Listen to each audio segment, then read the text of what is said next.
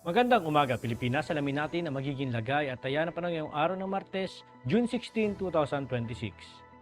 Para sa ating synoptic situation, wala pa rin tayong namomonitor na low pressure area na maaaring maging isang ganap na bagyo at makaapekto sa ating bansa.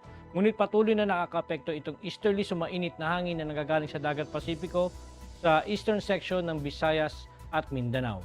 Dahil dito asahan natin ang ating general area forecast dito sa Luzon, sa buong Visayas, at sa buong Mindanao ay makakaranas ng bahagyang maulap hanggang sa maulap na kalangitan na may pulupulong pag-ulan, pagkidlat o pagkulog, lalo na sa dakong hapon o gabi dulot ng easterlies at mga localized thunderstorm.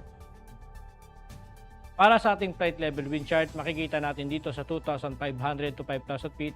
Dito sa western section ng Luzon ay southwesterly yung hangin natin. At dito naman sa eastern section ng Luzon, asahan naman natin na southeasterly.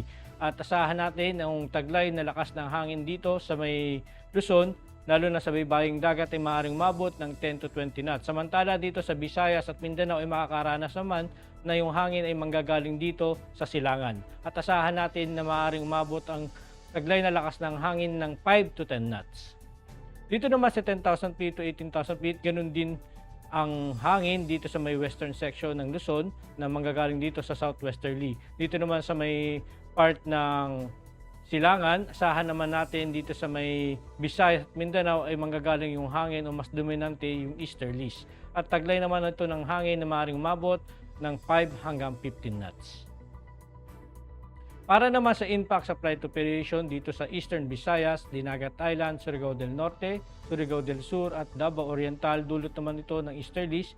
Ang main hazard nito ay warm and humid air from the Pacific enhancing convective activity. Asahan naman natin ang impact nito sa rotary. Ang localized thunderstorm and light turbulence may briefly affect operations, especially inland in the afternoon. Sa fixed wing naman, asahan natin ang general fair with possible isolated Charlie Bravos causing short-term delays or turbulence. Para naman dito sa Metro Manila at titirang bahagi ng ating bansa, dulot naman ng localized thunderstorm. Ang main hazard dito, yung afternoon convective development producing gust fronts and heavy rains. Asahan naman natin ang impact nito sa rotary at fixed wing. Ang downburst strong gust and reduced visibility pose significant hazard, avoid flight in Charlie Bravo activity.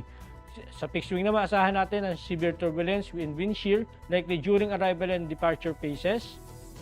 Aircraft may experience temporary delays or requires diversion.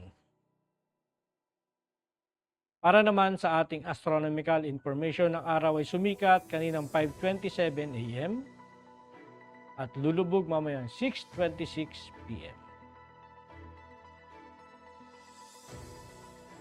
Meron naman tayong moon illumination 3% increasing.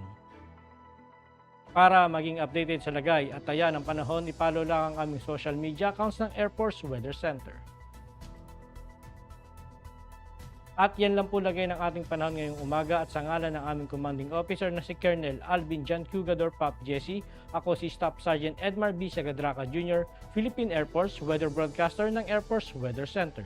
Muli magandang umaga at maraming salamat.